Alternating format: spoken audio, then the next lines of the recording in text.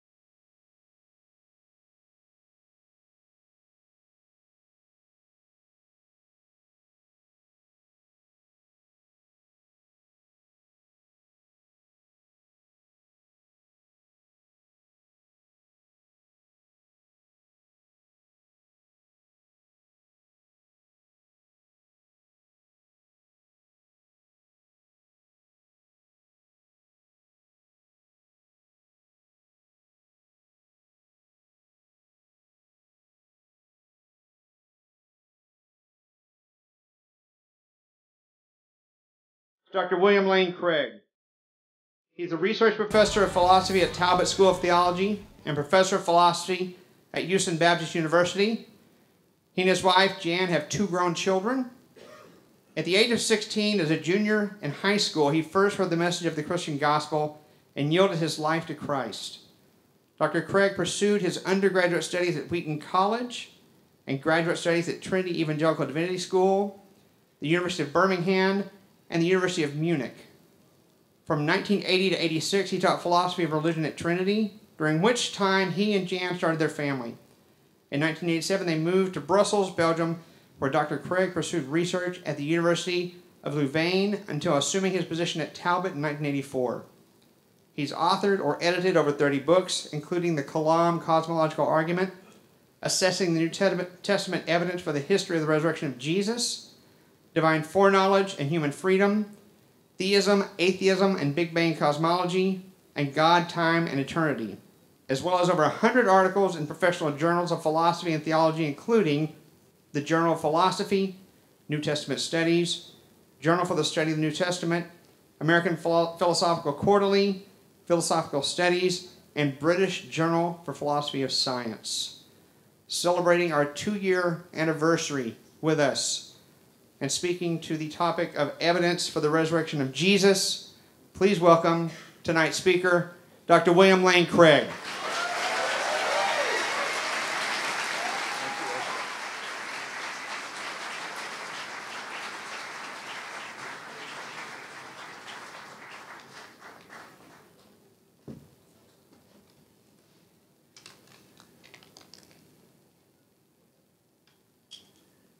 Well, thank you very much. I thank Ezra and Bo Bishop for setting up this event this evening.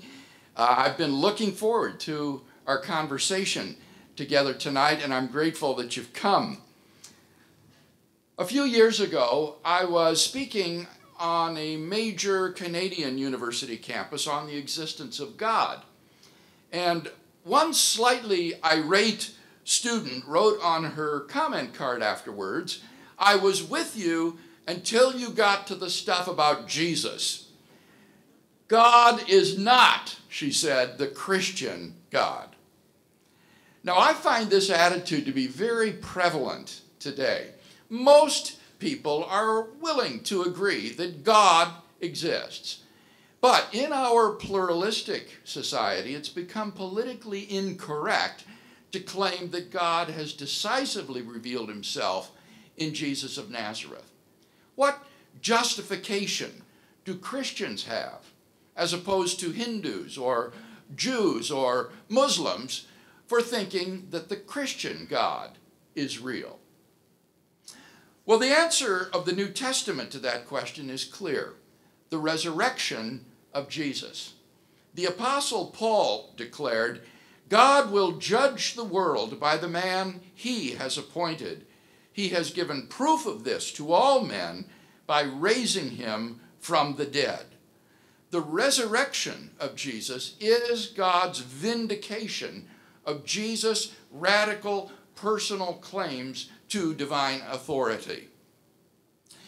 So, how do we know that Jesus is risen from the dead? Some of you may have been in church last Sunday where you sung an Easter hymn, which says, "You ask me how I know he lives? He lives within my heart." Now, I think that that sort of answer is perfectly appropriate on a personal level. But when Christians engage with non-Christians in the public square, such as in letters to the editor or on a call-in program on talk radio, or even in just conversation with coworkers, then it's crucial that they be able to present objective evidence in support of their beliefs. Otherwise, their claims hold no more credibility than the assertions of anyone else who claims to have had a private religious experience. Fortunately, Christianity, as a religion which is rooted in history, makes claims that can, in some important measure, be investigated historically.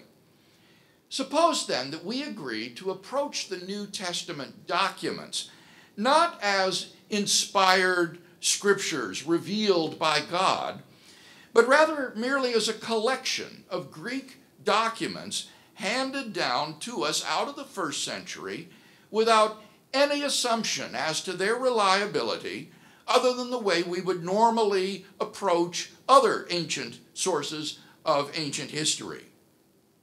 You might be surprised to learn that the majority of historians investigating the Gospels in this way have come to accept the basic facts undergirding the resurrection of Jesus. And I want to emphasize that I am not talking here about conservative or evangelical scholars, but rather I am talking about the broad spectrum of New Testament critics, Christian and non-Christian, who teach at secular universities and at non-evangelical seminaries. Amazing as it may seem, most of them have come to accept as historical the basic facts which support the resurrection of Jesus. These facts are 4 in number. Fact number 1, after his crucifixion, Jesus was buried in a tomb by a man named Joseph of Arimathea, a member of the Jewish Sanhedrin. This fact is important because it means that the location of Jesus' burial site was known in Jerusalem to both Jew and Christian alike. New Testament scholars have come to establish this first fact on the basis of evidence such as the following. Number 1, Jesus' burial is multiply attested in early independent sources. This is one of the most important criteria which historians use in establishing the historicity of events. If an event is described in an early source and also in an independent source, then it is much less likely to have been simply made up and has a greater claim to historical credibility. And Jesus' burial is multiply attested in such independent early sources. For example, first, Jesus' burial is attested in the very old material which is quoted by Paul in his first letter to the church in Corinth, Greece. Paul writes as follows, "For I delivered to you as of first importance what I also received." And then he begins to quote this old tradition, that Christ died for our sins in accordance with the Scriptures, and that he was buried, and that he was raised on the 3rd day in accordance with the Scriptures, and that he appeared to Cephas, or Peter, then to the 12. Now, Paul not only uses here the technical rabbinical terms for the transmission of oral tradition, received and delivered, with regard to this information that he's passing on to the Corinthian believers, but these verses are a highly stylized 4-line formula which is filled with non-Pauline characteristics. This has convinced all scholars that Paul is, just as he says, quoting from an old tradition which he himself received after becoming a Christian and then handed on to the Christians in Corinth. This tradition probably goes back to at least Paul's fact-finding visit to Jerusalem in AD 36, when he spent 2 weeks with Peter and James, according to his letter to the Galatian churches in chapter 1, verse 18. Now, when you recall that Jesus was crucified in AD 30, that means that this tradition thus dates to within the first 5 years after Jesus' death. Given so short a time span and the personal proximity with the eyewitnesses involved, it makes it idle to speak of legend in this case. Second, the burial story is also part of very old source material which was used by Mark in writing his gospel. When you read the Gospels, you find that they tend to consist of brief snapshots of Jesus' life, which are only loosely connected and not always chronologically arranged. But when we come to the Passion story, that is to say, the last week of Jesus' life culminating in his crucifixion and burial, then we do have one smooth, continuously running narrative. This suggests that the Passion story was one of Mark's sources of information in writing his gospel. Now, most scholars think that Mark is already the earliest of our 4 gospels, and obviously Mark's source for Jesus' Passion is then even earlier. Comparison of the narratives of the 4 gospels shows that their accounts do not begin to diverge from one another until after the burial account of Jesus. This implies that the burial account was part of the pre-Markan Passion story. And thus we have early independent attestation of Jesus' burial in the tomb from 2 of the very oldest sources concerning Jesus of Nazareth, namely the pre-Pauline formula quoted in 1 Corinthians, and secondly, the pre-Markan Passion story. And thus the burial of Jesus is multiply attested in extremely early and independent sources. Number 2, as a member of the Jewish Sanhedrin, that is the Jewish court that condemned Jesus to death, Joseph of Arimathea is unlikely to be a Christian invention. There was enormous resentment in the early Christian community against the Jewish leadership for their role in the condemnation of Jesus. In Christian eyes, they had basically engineered a judicial murder of Jesus. And therefore, it is highly improbable that Christians would have invented a member of the court that condemned Jesus to death, who then honors Jesus by giving him a proper burial instead of allowing him to be dispatched as a common criminal. And finally, number 3, no competing burial story exists. If the burial by Joseph were fictitious, then we would expect to find some historical trace of what actually happened to Jesus' corpse, or at least some competing legends. But all of our sources are unanimous on Jesus' honorable interment by Joseph. For these and other reasons, the majority of New Testament critics concur that Jesus was in fact buried in a tomb by this man named Joseph of Arimathea.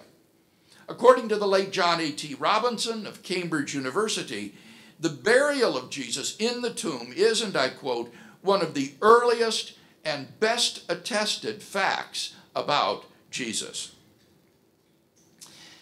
Fact number 2.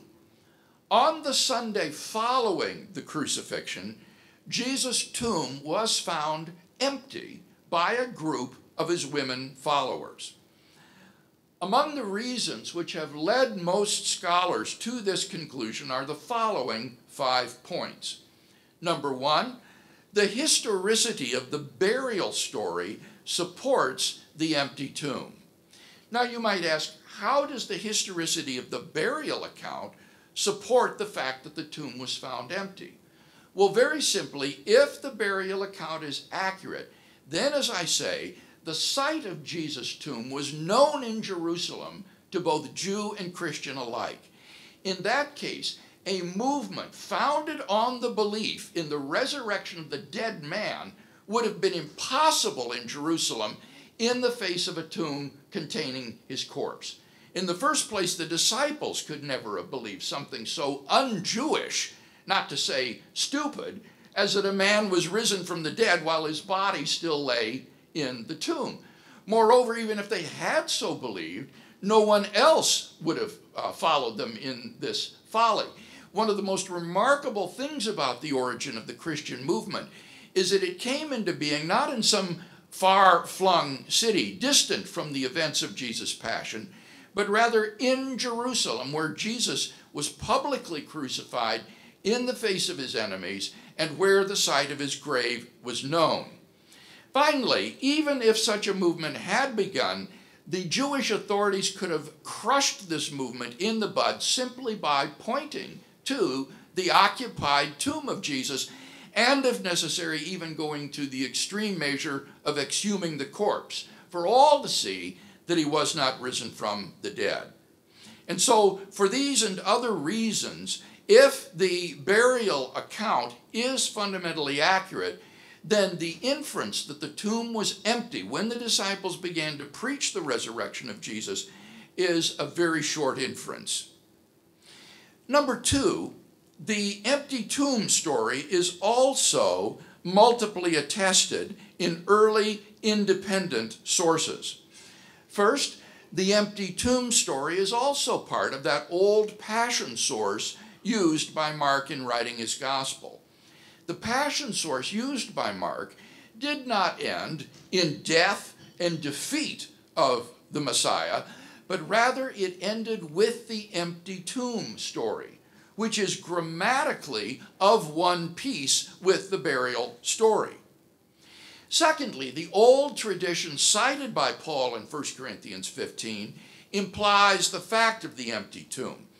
For any first century Jew, to say of a dead man that he was dead and buried and that he was raised is to imply that an empty grave was left behind. Moreover, the expression, "he was raised on the third day," probably derives from the date of the women's visit to the tomb on the third day in Jewish reckoning after the crucifixion. The 4-line formula cited by Paul summarizes both the gospel accounts on the one hand and the early apostolic preaching in the book of Acts on the other hand. And significantly, the third line of the formula, "and he was raised on the third day in accordance with the scriptures," corresponds in both cases to the story of the discovery of the empty tomb. And thus the empty tomb account is, like the burial account, multiply attested in extremely early and independent sources. Number 3, Mark's story of the empty tomb is simple and lacks signs of legendary embellishment. All one has to do to appreciate this point is to simply compare Mark's account with the wildly legendary accounts found in the 2nd century and later apocryphal Gospels. These are Gospels which were forged under the apostles' names in the late 2nd century and thereafter, in which everybody knew that they were fakes. For example, in the so-called Gospel of Peter, which comes from the second half of the 2nd century after Christ, Jesus' tomb is not only surrounded by a Roman guard, but also by all of the Jewish chief priests and elders, as well as a crowd from the surrounding countryside who have come to observe the tomb. Suddenly, In the night, a voice rings out from heaven, and the stone across the door of the tomb rolls back by itself, exposing the entrance to the tomb. Then 2 men are seen descending out of heaven and entering into the tomb. Then, a moment later, 3 men, gigantic men, are seen coming out of the tomb. The heads of the 2 men reach up to the clouds, but the 3rd man is so gigantic his head overpasses the clouds. Then a cross comes out of the tomb, and a voice from heaven asks, "Hast thou preached to them that sleep?" And the cross answers, "Yea." Now, these are how real legends look. They're colored by all sorts of theological and apologetical motifs. Motifs which are conspicuously absent from Mark's account, which is stark in its simplicity by comparison. Number 4, the fact that women's testimony was less trustworthy than men's testimony in first century Israel counts in favor of the women's role in the discovery of the empty tomb. According to the first century Jewish historian Flavius Josephus, the testimony of women was regarded as so unreliable that it should not even be admitted into a Jewish court of law. Any later legendary story would certainly have made male disciples like Peter and John discover the empty tomb. The fact that it is women whose testimony was regarded as worthless rather than men who are the principal witnesses to and the discoverers of the empty tomb is best explained by the fact that, like it or not, they were the discoverers of the empty tomb, and the gospel writers faithfully record what, for them at least, was a rather awkward and embarrassing fact. Finally, number 5, the earliest Jewish polemic presupposes that the body was in fact missing from the tomb. What was the earliest Jewish response to the disciples' proclamation, "He is risen from the dead"? That his body still lay there in the tomb in the hillside? That these men are drunk and out of their minds? No, the earliest Jewish response to the disciples' proclamation of the resurrection was to say the disciples came by night and stole away his body. Now think about that for a minute. The disciples came by night and stole away his body. The earliest Jewish response to the proclamation of the empty tomb and the resurrection was itself an attempt to explain why the body was missing. And thus we have evidence for the empty tomb, which is absolutely top drawer, because it comes not from the early Christians themselves, but rather from the very opponents of the early Christian movement. Now, I could go on, but I think enough has been said to indicate why, in the words of Jakob Kramer, who is an Austrian specialist in resurrection studies, and I quote, "By far, most scholars hold firmly to the reliability of the biblical statements concerning the empty tomb," end quote.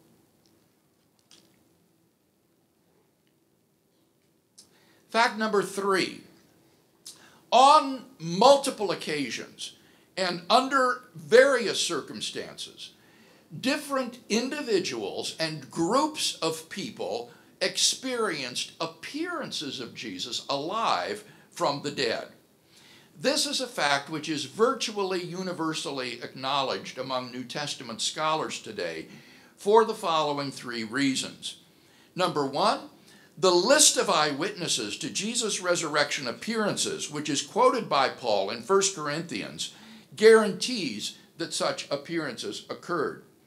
Paul says that he appeared first to Cephas, or Peter, then to the 12.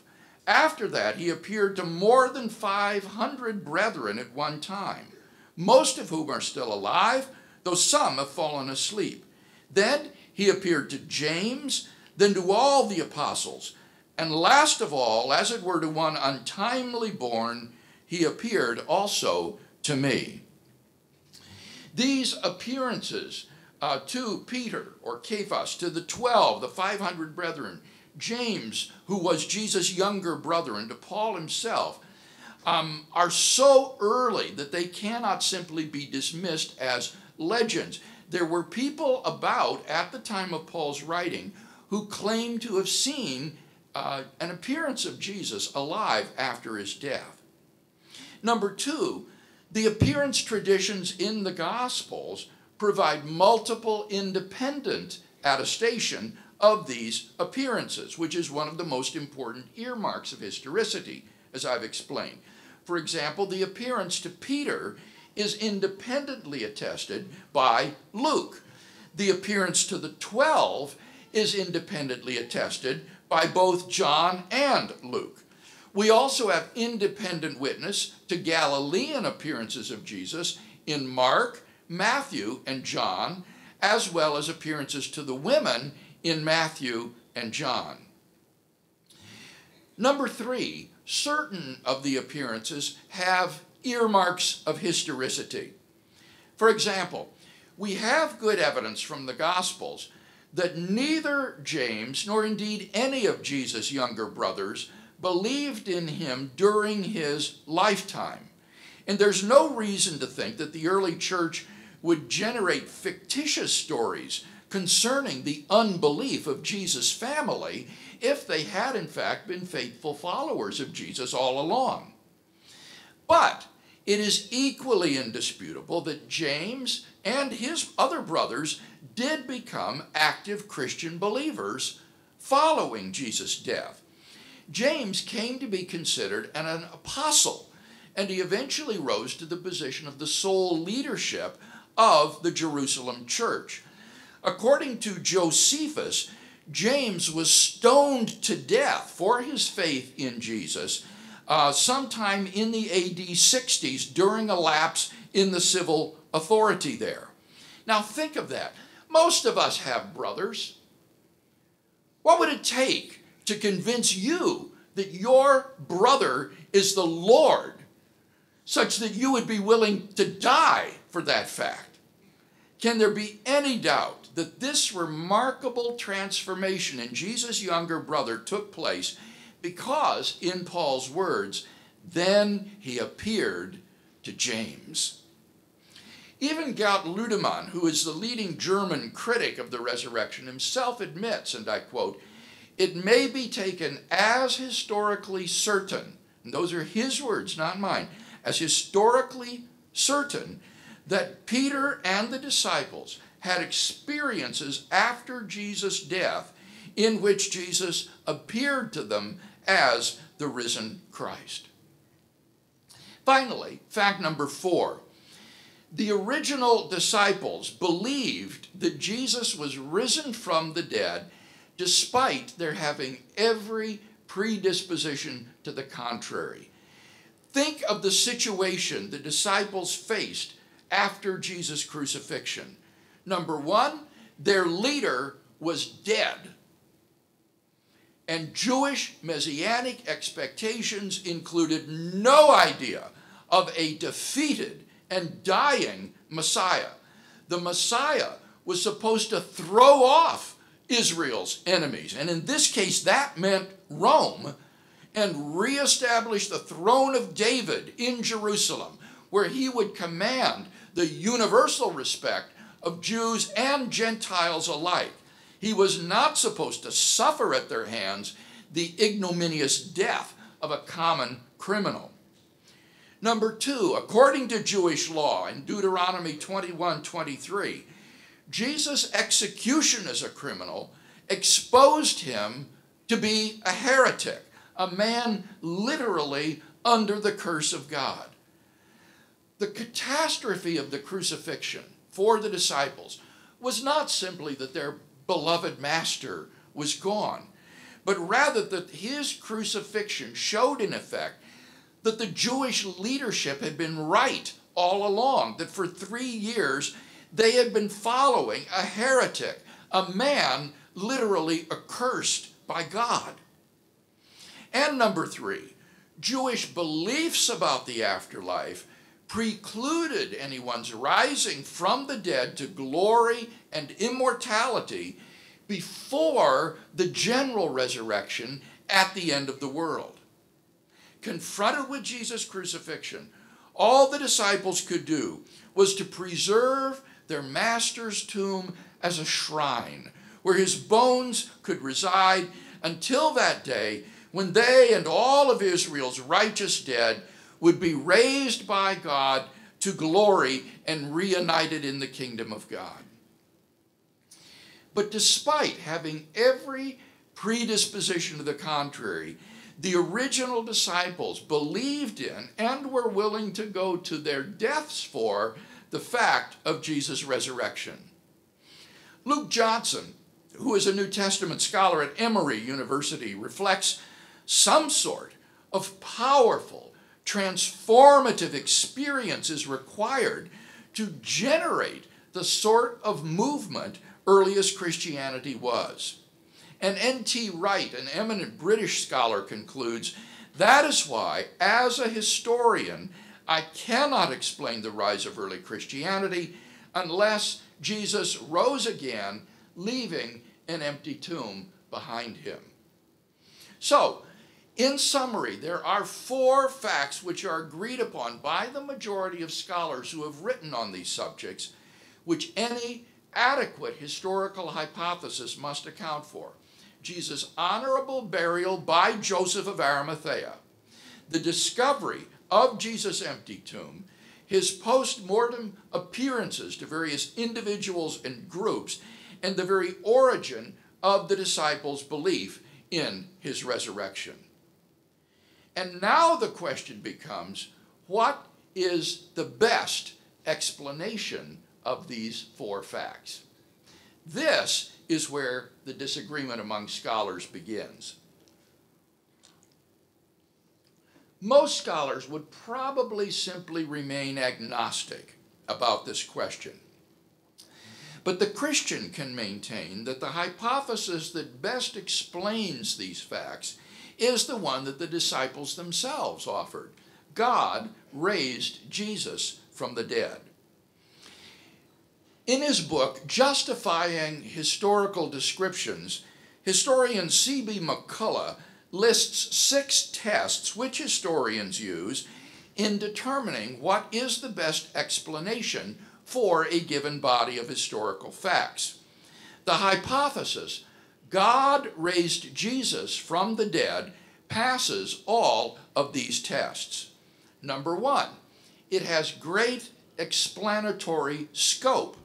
It explains all of the relevant facts. It explains why the tomb was found empty, why the disciples saw post-mortem appearances of Jesus, and why the Christian faith came into being.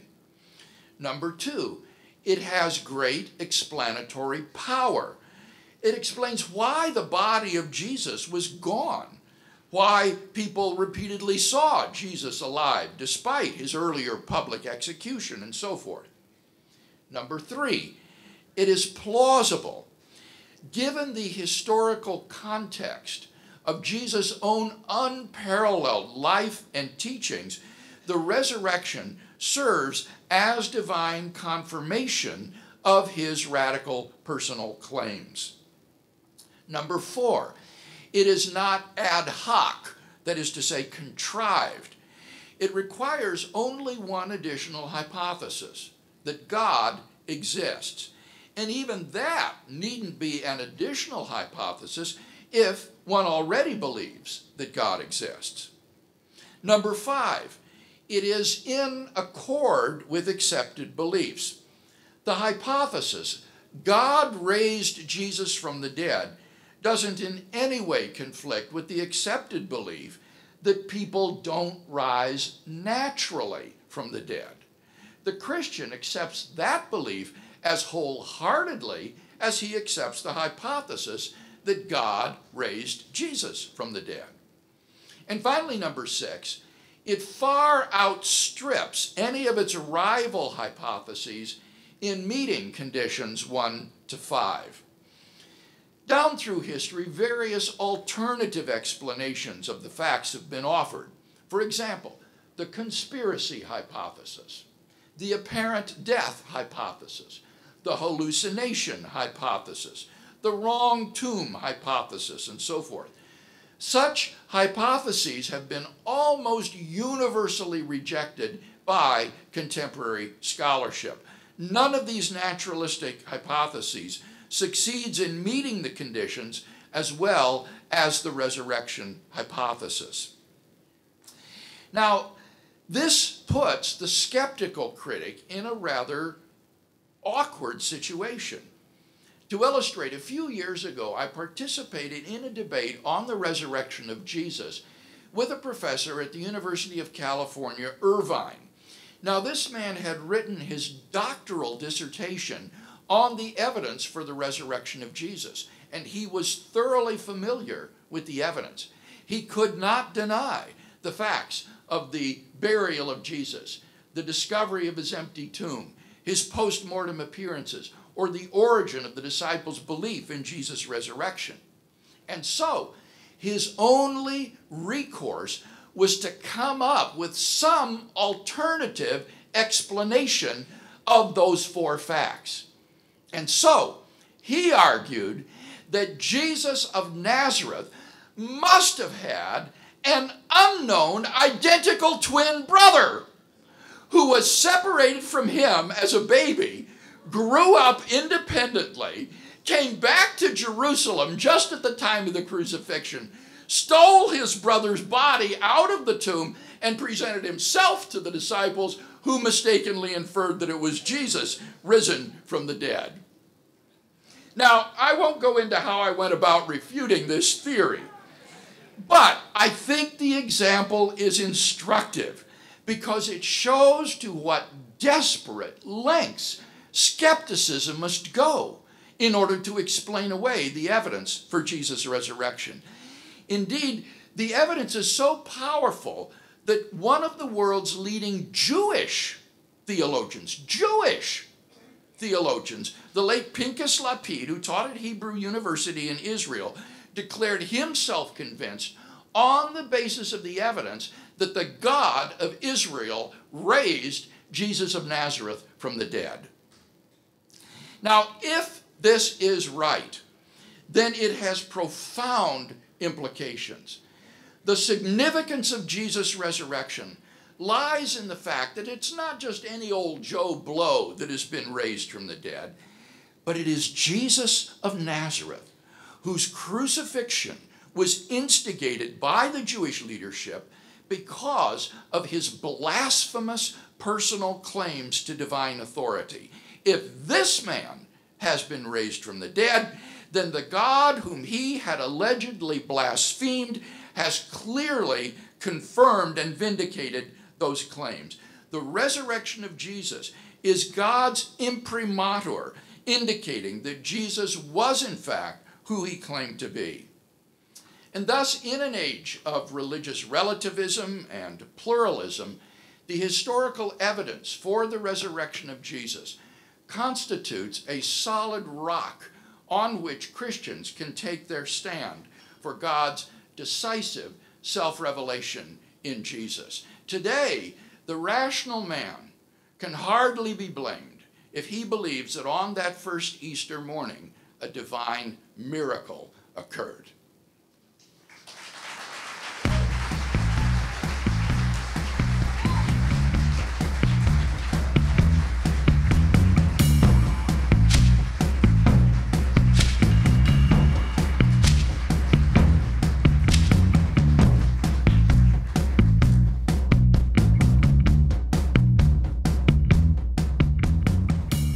Start over here with you, young man. Go ahead. Thank you very much for your work, Dr. Craig. I was wondering if there was absolutely no expectation of a resurrection, of a first century Jew inventing a resurrection, why did the Pharisees put a guard at the tomb to keep the disciples out? That is one of the main objections to the historicity of Matthew's story. And you notice that that story didn't play any part in the case that I built tonight. Most scholars don't accept the historicity of the guard story. But what is important about the guard story, I think for our purposes, is that closing comment that Matthew makes. This has been spread among the Jews to this day. It shows that Matthew is telling this guard story in order to refute this widespread Jewish allegation that the disciples had come and stolen away the body of Jesus, and that's why the tomb was empty. It wasn't the resurrection, it was body snatching. And so that's the really important historical nugget to take out of the guard story, and why nothing in the case that I presented tonight presupposes the historicity of the guard story. Now, if you were to try to defend the historicity of the guard story, I think you would probably say, of course, the Jewish leaders themselves didn't believe that Jesus was going to rise from the dead, but they may have heard that he predicted such a thing from Judas, who betrayed Jesus and whom they had hired to hand him over. They may have feared that there would be some sort of an event there, and so they wanted a guard placed to prevent anything like that. We don't know. But the important thing is that it plays no role in the case for the historicity of the resurrection of Jesus. Okay, thank you. Uh-huh. All right. The first question is actually very short and very practical. I'll be in Munich in September, and I want to know, what do you think is the best tent to go to during the Therese? Wait, what? I think the best what? Oktoberfest. Oh, Oktoberfest. Right. Yeah, it's a free-for-all. We lived in Munich. Spaten, Polaner. Okay, never mind. All right. The other one is that since Christ indicated in the story of the doubting Thomas that he didn't expect there was any evidence other than his letting Thomas perhaps probe his wounds in his hand and or shove his hand, depending on whether you're Protestant or Catholic, into the side of his mortal wound, that there was any more evidence that Christians would be blessed based on their ability to believe based on nothing, why are you providing evidence of his resurrection? All right, let's try to understand this question. This is actually a theological question. It doesn't call into question any of the historical facts that I presented tonight, the burial, the empty tomb, the appearances, and so forth, nor does it attempt to show that the resurrection of Jesus is not the best explanation of these facts based on criteria like explanatory scope, explanatory power, plausibility, and so forth. Rather, this is a theological objection. It's saying if Jesus and John, who records the Doubting Thomas story, thought that evidence isn't important for belief in Jesus' resurrection, then why do something like what I've done tonight? Well, I think that this is based upon a misunderstanding of the Thomas story. Let me just read that account to you. Thomas, one of the 12, named Didymus, was not with them when Jesus came. So Thomas wasn't with the others when Jesus appeared to them in the upper room. The other disciples, therefore, were saying to him, "We have seen the Lord." But he said to them, "Unless I see in his hands the imprint of the nails, and put my finger into the place of the nails, and put my hand into his side, I will not believe." And after 8 days, again the disciples were inside, and Thomas with them. Jesus came, the doors having been shut, and stood in their midst, and said, "Peace be with you." Then he said to Thomas, "Reach here your finger, and see my hands, and reach here your hand, and put it in my side, and be not unbelieving, but believing." Thomas answered and said to him, "My Lord and my God." Jesus said to him, "Because you have seen me, have you believed? Blessed are they who did not see and yet believed." Now, the questioner is suggesting what this is saying is that it's more blessed to just believe in the resurrection of Jesus on faith or something without seeing than to require evidence. But is that the correct interpretation of the story? No, this gentleman shaking his head, no. What Thomas refused to do was to believe the apostolic testimony to the resurrection of Jesus. The disciples had seen the Lord, and they bore testimony to what they had seen and experienced. And Thomas was refusing to believe the eyewitness testimony to the resurrection of Jesus. And John is saying to the readers of his day, don't be skeptical. You yourself haven't seen an appearance of Jesus. Jesus doesn't appear to every person in every age. You haven't seen him. But you have the apostolic eyewitness testimony to this event, and you should believe on that basis. And so right after the story, he goes on to say, many other signs, therefore, Jesus also performed in the presence of the disciples, which are not written in this book, but these have been written so that you may believe that Jesus is the Christ, the Son of God, and that believing you may have life in his name. So John is saying these signs are recorded. We have the eyewitness apostolic testimony to these miraculous signs, and therefore you are blessed if you believe this apostolic testimony to these signs, even if you yourself has not personally seen the empty tomb or witnessed a resurrection appearance of Jesus. So far from undermining the historical evidence for the resurrection, I think this story actually augments the importance of examining the apostolic testimony to the resurrection, and if it is trustworthy and believable, believing on that basis rather than saying, well, why doesn't he appear to me in my bedroom? That, John says, is an unreasonable demand. Question submitted from Brian in California.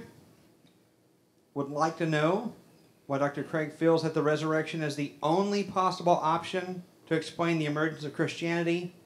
Should we consider that Joseph Smith must have been visited by an angel and found golden plates to explain the emergence of Mormonism? All right, the comparison is with the origin of the movement of Latter-day Saints and Joseph Smith and Mormonism.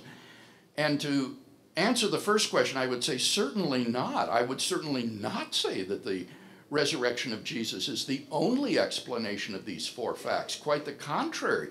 There's numerous explanations, and what you need to do is to weigh them in terms of their explanatory power, explanatory scope, plausibility, degree of ad hocness. And what I'm arguing is that the resurrection of Jesus is the best explanation. Doesn't need to be the only one. It's the best one when assessed by these criteria.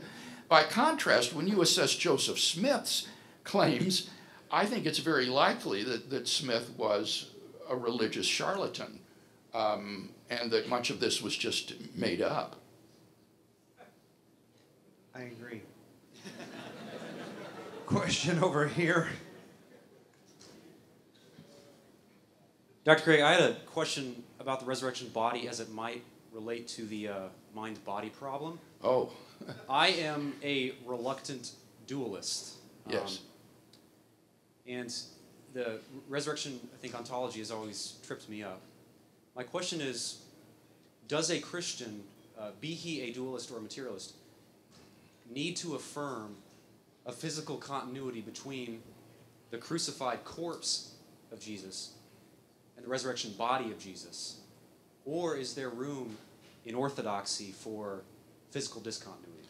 Well, I wouldn't want to say that it's heretical, but I do think that when you examine what Paul teaches about the resurrection body in 1 Corinthians 15, it's very clear that he thinks that the resurrection body is a transformation of the earthly body, so that there is historical continuity. For example, in 1 Corinthians 15, verses 42 and following, he says, "It is sown a perishable body, it is raised an imperishable body. It is sown in dishonor, it is raised in glory. It is sown in weakness, it is raised in power. It is sown a natural body, it is raised a spiritual body." And then he goes on to say, in verse 53, "For this perishable must put on the imperishable, this mortal must put on immortality. When this perishable shall have put on the imperishable, and this mortal will have put on immortality. Then will come about the saying that is written, death is swallowed up in victory. So the verbs and the pronouns that Paul is using there have reference to the earthly body, which is transformed into this powerful spiritual resurrection body. So I think that it's pretty convincing that Paul teaches and believes in the historical continuity of the earthly body with the resurrection body, insofar as there are any remains, as there were in Jesus' case, of course. Now, in the case of someone whose remains have been utterly vaporized and destroyed, the early rabbis dealt with questions like that, because belief in the resurrection is, of course, a Jewish belief as well. And what they said would be, in cases like that, God had the ability to create new material, ex nihilo, and that could be the stuff of the resurrection body. So that it is not as though the historical continuity from the earthly to the resurrection body is essential for the identity of the person who is raised. On the contrary, I would say that that personal identity is ensured by precisely the soul, which goes through an intermediate disembodied condition that Paul describes in 2 Corinthians 5 until it receives the new resurrection body. And if there are remains, say skeletal remains of the earthly body, I think Paul believes these will be the stuff out of which the resurrection body is made. But if there are no remains left, then new matter can be created, and it will nevertheless still be the person who is raised who died because of the continuity of the soul through the disembodied condition into a newly embodied state. So I think your dualism solves any problem that you might have about identity. Thank you. Brief follow-up. Can I have one of those cigars? Sure. What's your age? 26. Okay. Can we see an ID? All right, Garrett. All right, Very Ezra. short, concise. Love you, brother. All right. So I wrote a 10-minute question, which I was told to bring down to 5 minutes, and I can make it 2 minutes, but Do it. I beg some indulgence. No, you're Anyway. wasting time. Get to your 2 minutes. All right. So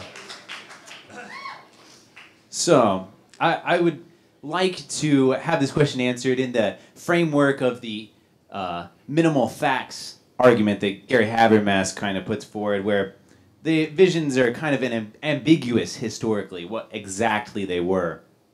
And I've done some casual research into sociology of religious movements, and T.M. Lerman, a sociological anthropologist, has done some studies of charismatic Christians and witchcraft, modern witches in the modern world, and she's made a couple interesting observations. She details the kinds of visions that people can have, just normal people that participate in these kind of ritualistic activities that are very exciting and what have you. I just want to give a couple examples and kind of see how this might compare to the disciples. For example, in her book on witches, Lerman discusses how modern witches perform an activity called spirit walking, where after a long period of group meditation, a leader will narrate a trip through an astral dimension, and witches will imagine it as they go along. The practitioners don't just think that what they're seeing is their imagination, but instead believe that through their mind's eye, they're not just seeing their imagination, but they're seeing something real. Strikingly, the witchcraft guidebooks in this activity actually often tell them explicitly to use their imagination in their practices, but still, the practitioners think it's real nonetheless because they're told their imagination isn't just their imagination, but a doorway to a real objective place. Another example comes from her... And your question is? I'm just giving some... Am go I ahead. over 2 minutes now? 2 minutes. I'm not over 2 minutes. So some other examples come from charismatic Christianity, in which we have examples of people wailing, speaking in tongues, and having visions during the ceremony. For example, during the Great Awakening, there are modern-day examples of people having visions. And there's also historical examples during the Great Awakening of people running from side to side of the worship center, proclaiming that they were standing in front of God, talking to God at that very moment. And this is explainable because the kinds of letting your imagination take control psychology that exists is exacerbated by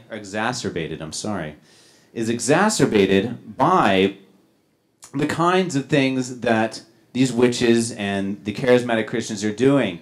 They're going I into... think it's time to respond to the question. Right. What's your question? No, I get the question. Okay. Let me respond. Let him I think respond. Garrett said enough. Okay. Garrett, I am really almost astonished that you could think that those kinds of examples are analogous to the resurrection appearance accounts in the New Testament. I would think that those would be paradigm examples of disanalogies. These are examples of people who already have prior beliefs about certain things, like witches or charismatic gifts, who then put themselves in situations of self-induced imagination and visionary experiences and so forth.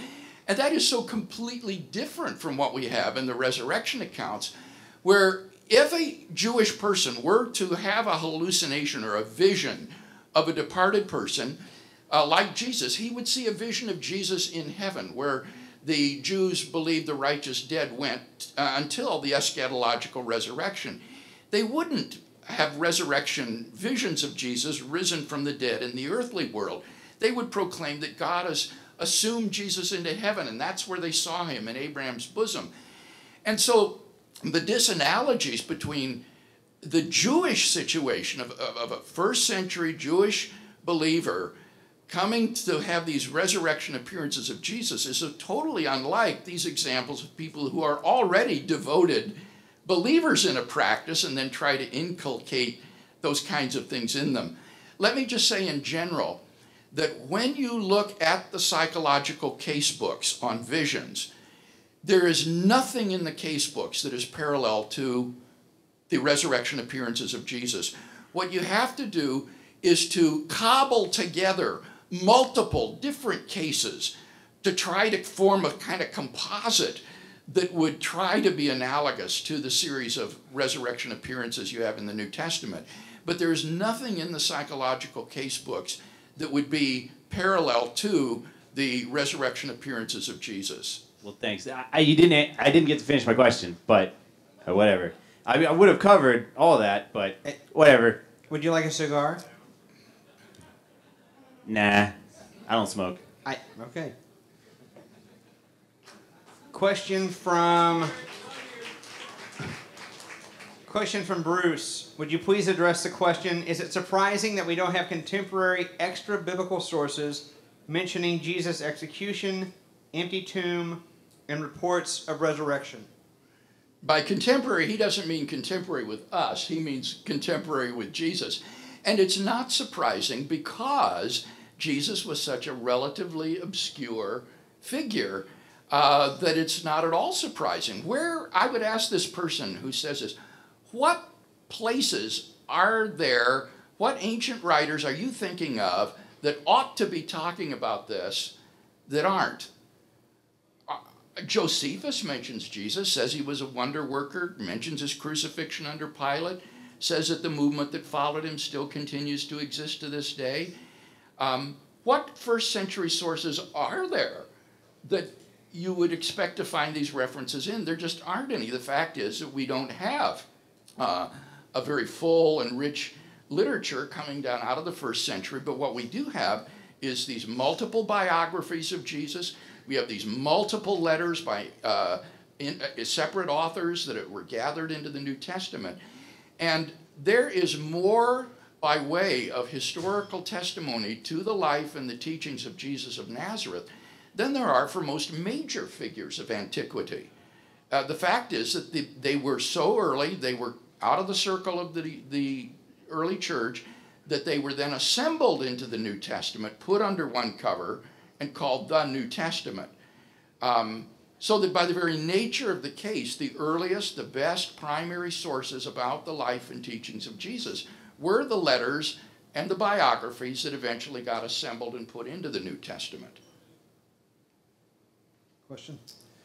Well, Dr. Craig, I just thank you so much for coming out here. I think you can see by the full room here that a lot of people have been blessed by your ministry. I just had a quick practical question. I think the most common skeptic that ministering to people will hear is Bart Ehrman. And I think I've heard you in a debate say that he would affirm the points that you've spoken about tonight. But I hear He did originally, yes. He did. Has he backed off from Yes. that? Okay. That's very interesting to me. In his lectures with the Teaching Company, he affirmed the burial by Joseph of Arimathea on the basis of multiple independent attestation. He affirmed the empty tomb being discovered by women, the same sort of points that I was making. But now in his most recent work, he backs away from that. And I think it's because he saw where it was leading. Once you grant those facts, it's very difficult to deny that the best explanation of them is that Jesus rose from the dead. And so what he now tries to do is say, well, despite their multiple independent attestation, despite the criterion of embarrassment that he himself accepts, he is skeptical about these facts. Oh, well, my question actually was, would, for someone who assumes Bart Ehrman, so since he's the primary skeptic, he doubts just the historicity as a whole of the Gospels, how would you minister to someone who would say... He doesn't. Oh, he's far from skeptical about the whole of the Gospels, if I understood you correctly. Okay. He's skeptical about the empty tomb and burial of Jesus now. But, I mean, if I were to be talking to him, I would present these same sorts of arguments that have convinced most scholars. He is in a minority among New Testament scholars in denying these facts. And the reasons that he gives, the arguments that he gives for denying them are not very good. So I think that one would simply look hard at the evidence and try to follow the evidence where it leads. Thank you. Mm-hmm.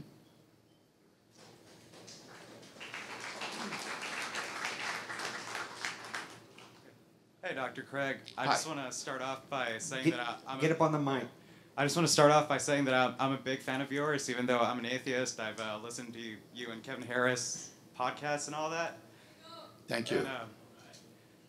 Okay, so yeah, here's my question. So let's pretend that I came here straight out of History Channel, and I told you that I as an atheist, I believe that Jesus Christ was raised from the dead and all that. He was taken up to heaven, but he was raised by the same people who taught the ancient Egyptians and all these other civilizations how to build pyramids, alien beings from outer space. So yeah, I just want to know what your response to the ancient astronaut hypothesis. Well, let me ask you a question. I assume you don't believe what Eric von Däniken and others say in the Chariots of God. Why don't you believe that the ancient Egyptians built the pyramids with the help of alien outer space beings and technology? Well, I mean, first off, I have read the books. I mean, I've kept up with the shows and I've seen the documentaries. So I'm not convinced by their arguments, but I do find the ancient the hypothesis that Jesus Christ was taken up into heaven by aliens to be as plausible as the resurrection. I think one of them's absurd, but so's the other one. So what makes one more plausible than the other? Yeah, well, I guess I would want to know why you think that the God or the resurrection hypothesis is as absurd as the alien hypothesis, for which there's just no evidence whatsoever. It's completely ad hoc and I think implausible, and you would probably recognize that yourself. I don't know of any contemporary historian or biblical critic who believes in the alien extraterrestrial being hypothesis. Well, why not? Because it's so ad hoc and implausible. There's no evidence for it. They're both otherworldly explanations. Yes. One of them, involves a supernatural being, yes. A supernatural mind without a body, raising some guy from the dead, and the other one just involves another improbable event of, alien beings from another world coming here and raising some guy from the dead. Yeah, well, you see, I guess I think that the God hypothesis is a lot more plausible than the other. I don't see any absurdities in the God hypothesis. And in fact, I think given the religio-historical context of Jesus' life and teachings, the hypothesis that the God of Israel raised Jesus from the dead fits like a hand in glove, whereas the alien abduction hypothesis is, as I say, completely ad hoc and out of left field and doesn't do anything to illuminate the religio-historical context. And I think this is especially true if, as I say, you've got independent reasons for believing in the existence of God. I only present the resurrection of Jesus in my work, Reasonable Faith, after a long discussion of arguments for the existence of God, so that we've already got the existence of a supernatural being in place when we come to the evidence for the resurrection. And that would be analogous, would be if before you came to the evidence for the resurrection, you already had good evidence that there are these extraterrestrial aliens who have come to Earth and helped the Egyptians build the pyramids and things like that. That would make that more plausible if there were some evidence for that, but there just isn't. And so I think that the God hypothesis is much more plausible than that. Okay. Well, thank you very much. Thank you for your question.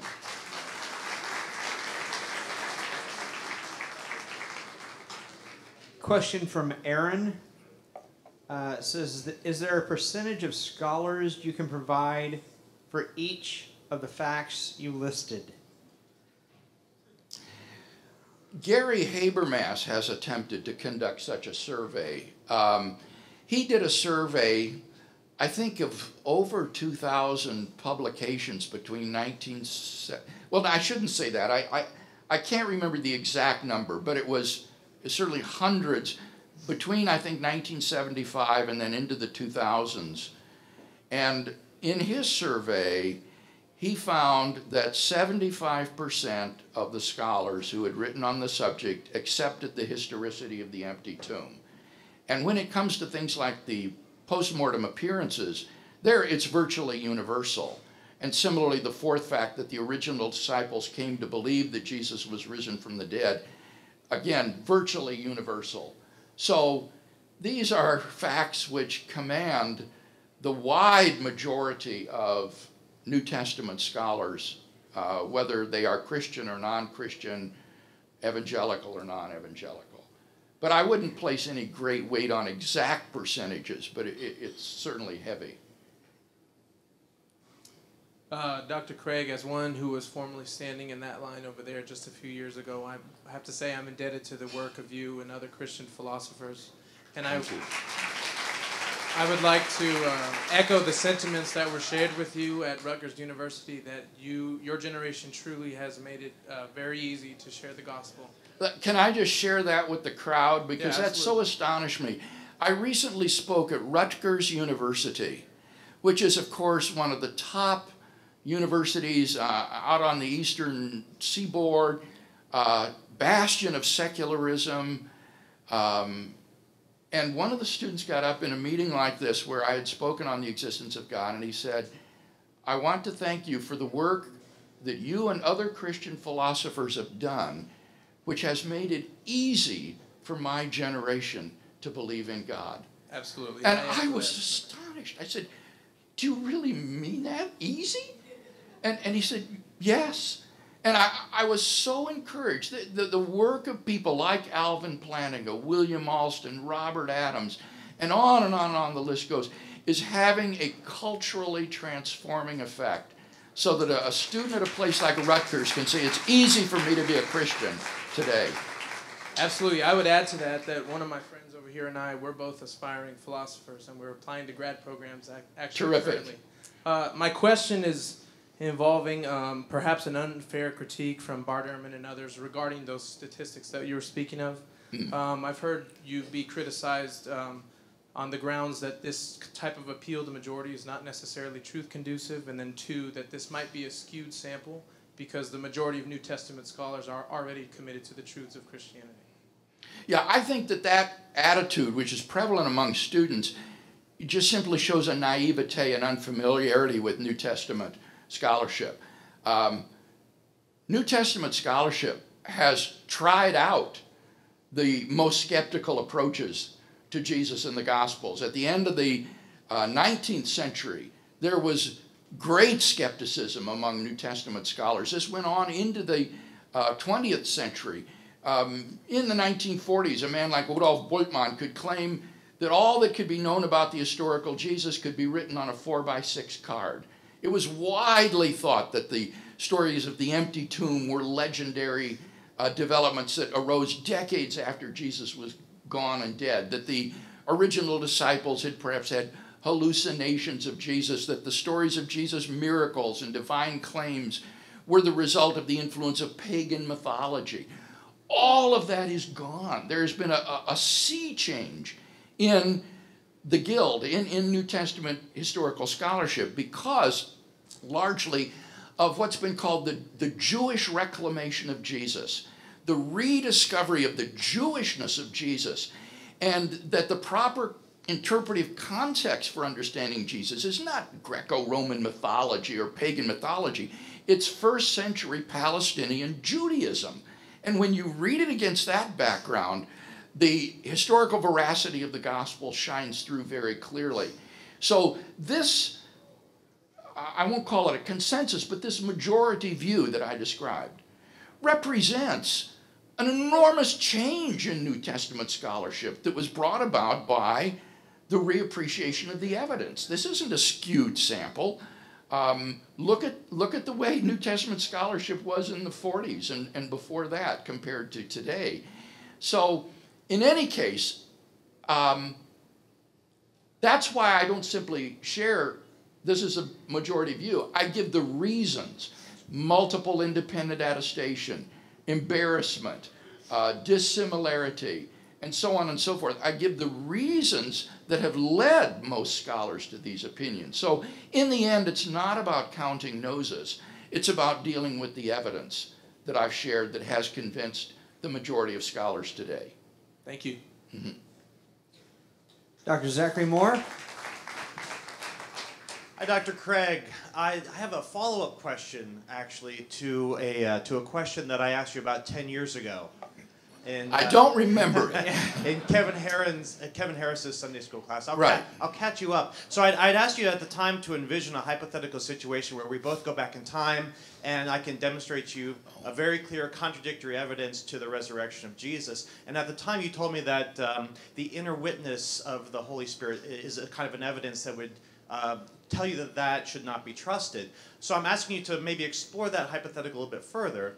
What if we also go back in time, we see the contradictory evidence, and then also you lose that inner witness for some reason, it goes away, and you don't have that confirmation of the Holy Spirit, you have contradictory evidence. I'm presuming that you would then disbelieve, and I would ask you to imagine that we come back forward in time, and we're standing right here. In that situation, what would you say to somebody like yourself? What would you say to the people that are gathered here? And what advice would you give to me if I were interested in talking with somebody like you and talking about this? What I would say, first of all, Zach, is that you're asking the wrong question. You're asking me a personal, autobiographical question about under what conditions I would lose my faith. What would I do?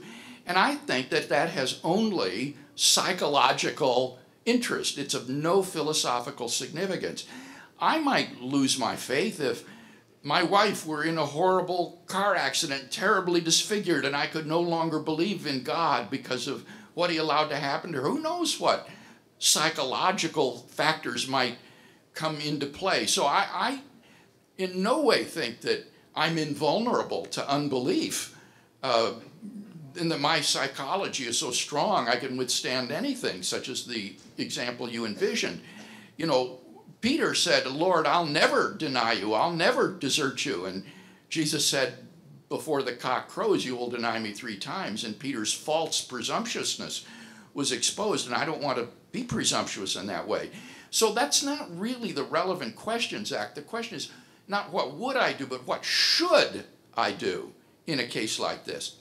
And I think in a case like this, if the witness of the Holy Spirit is eclipsed for some reason in my life, it's probably because of sin or some sort of lack of walking close to the Lord or something of that sort. And what I need to do, I think, is to seek God's face again with renewed energy and devotion and self-examination to make sure I am walking with Him, because I think there is a witness of the Holy Spirit, and it exists independently of my psychological faithfulness or vulnerability, and that the evidence for the resurrection is very good, and they're in harmony with each other. That what the Spirit bears testimony to me is confirmed by the evidence and arguments of history.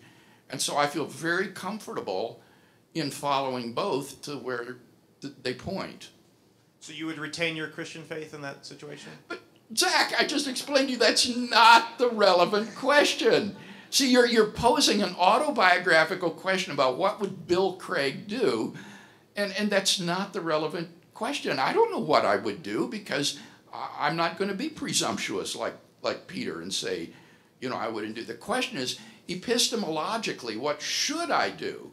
And what I should do is what I just explained to you, what I should do, given that Jesus is risen from the dead, and that there is a witness of the Holy Spirit. If it's eclipsed in my heart, I need to seek God, again, with renewed zeal, and to look at the evidence again and try to see if there is an explanation of what appears to be conflicting. That's what I should do. Now, of course, if Jesus isn't risen from the dead, and there is no such thing as the Holy Spirit, then of course I shouldn't believe in it. But I think there is. Oh, but I'm trying to, in that situation, what should you do if there is? You should do what I just said you should do.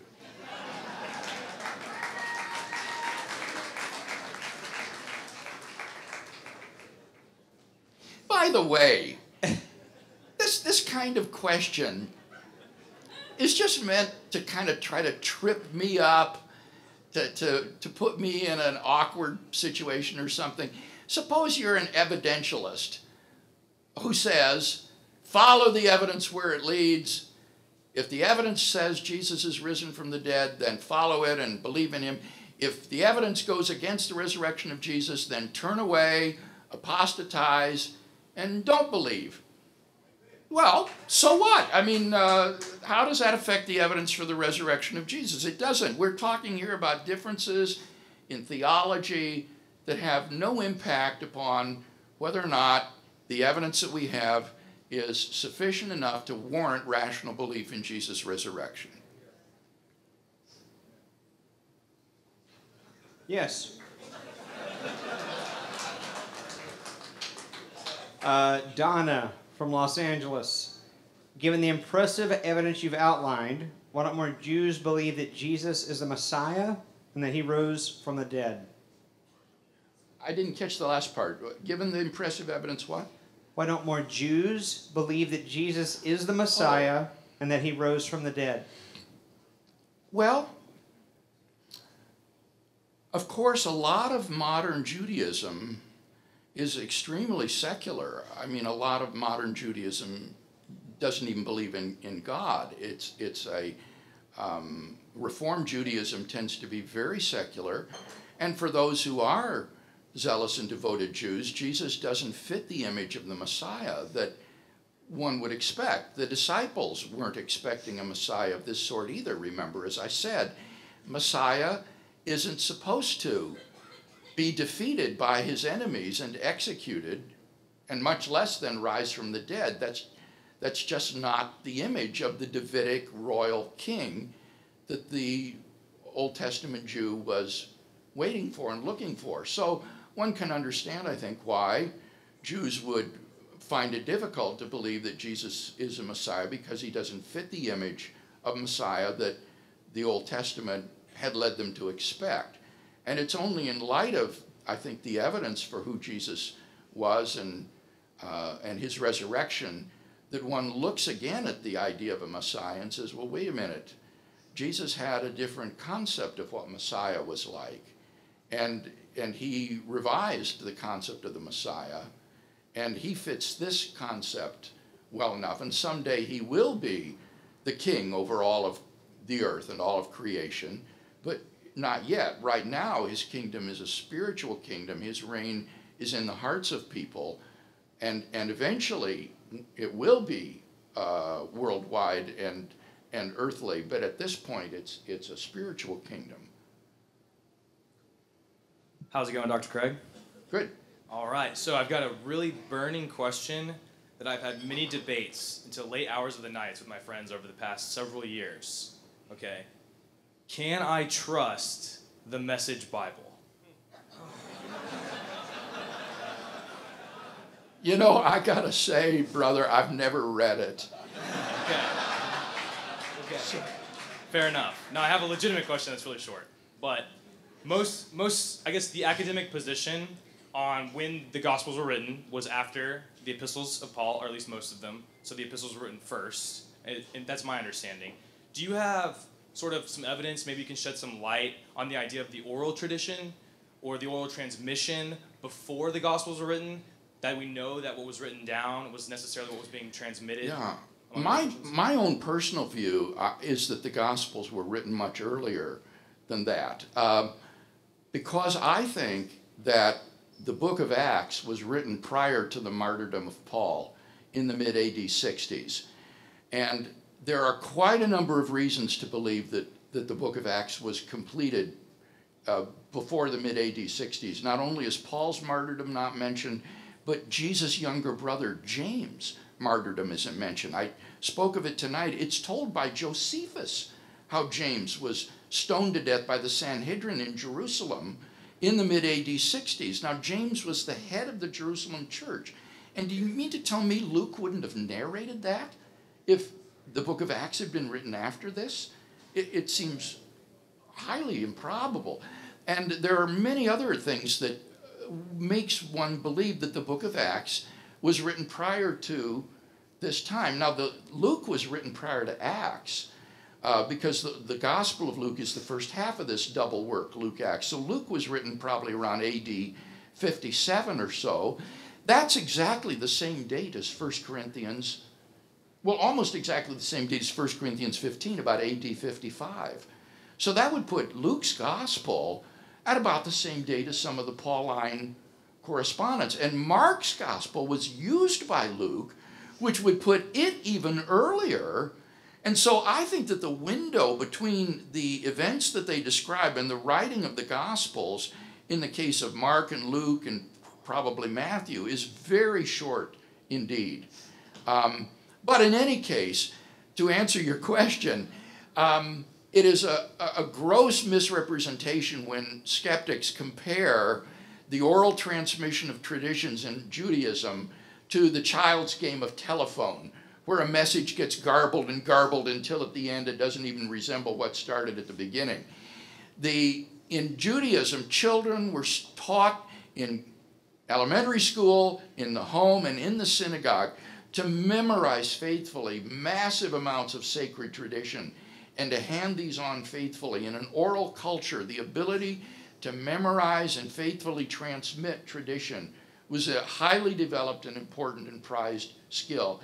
And the disciples could be counted on to treat the teachings of Jesus with that same sort of care and concern.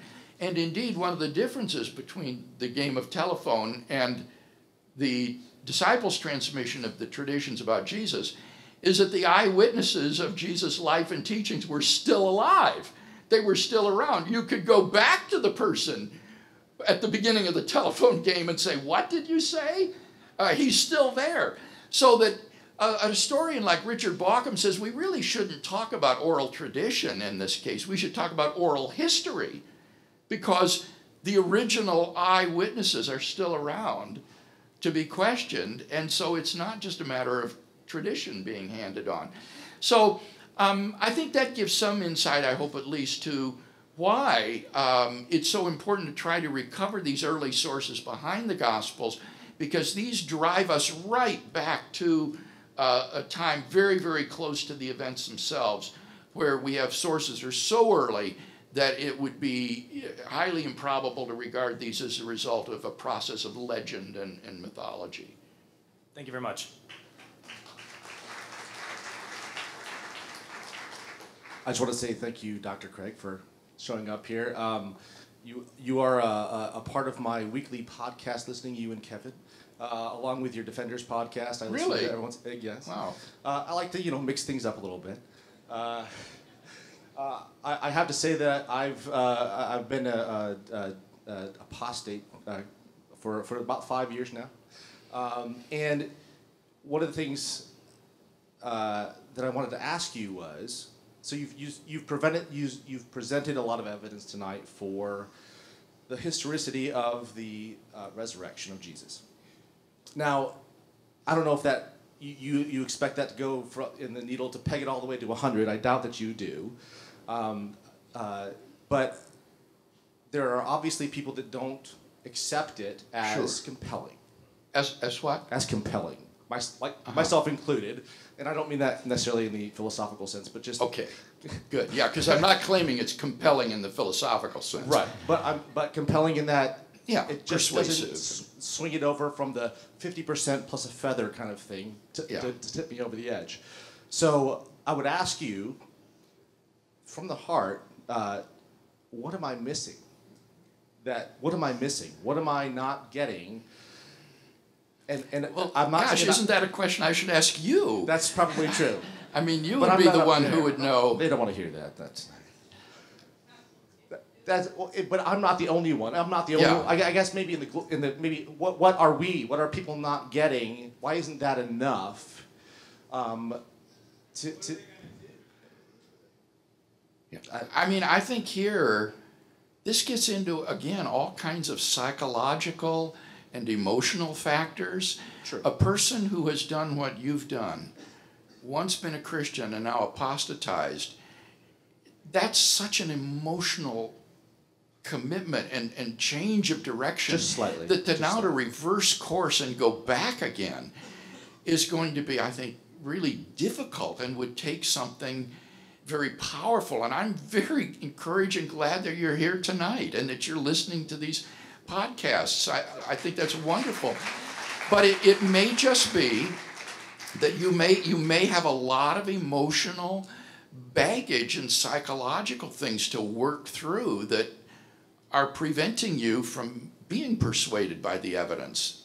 But I think the evidence itself speaks for itself. It's not philosophically compelling, as you say, but I do think it's good enough to ground faith rationally, especially when you combine it with the arguments for God's existence, like cosmological, teleological, moral arguments.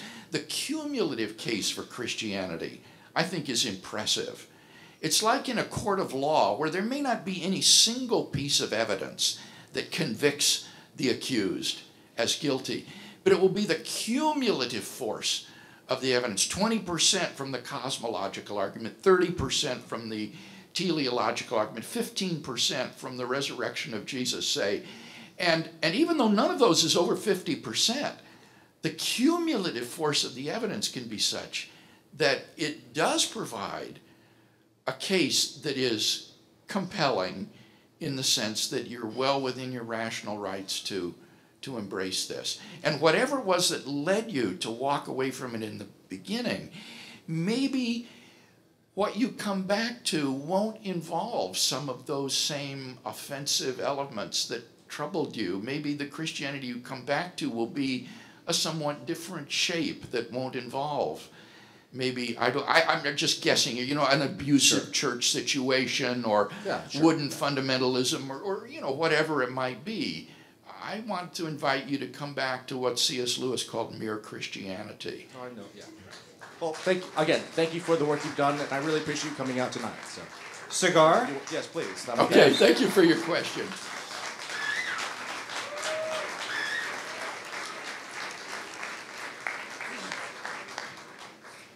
Can you speak to the evidence that you have never been seen in a room at the same time as David Lee Roth? Wait. Say this again. The rock guy. You've never been seen in a room at the same time with David Lee Roth and Van Halen. Oh! Are you the same person? I am David Roth. Whoa! Dr. Roth has clarified. I'm an aging rock star who had a previous career prior to becoming a philosopher. Yeah. Trevor asked, could you respond to the assertion of other pagan resurrection myths that are said to predate and influence the resurrection of Jesus? Yeah. Remember I mentioned that New Testament scholarship has tried all these other things before. And one of them back in the late 19th century, early 20th century was this attempt to compare Christian beliefs to what one could find in other ancient religions.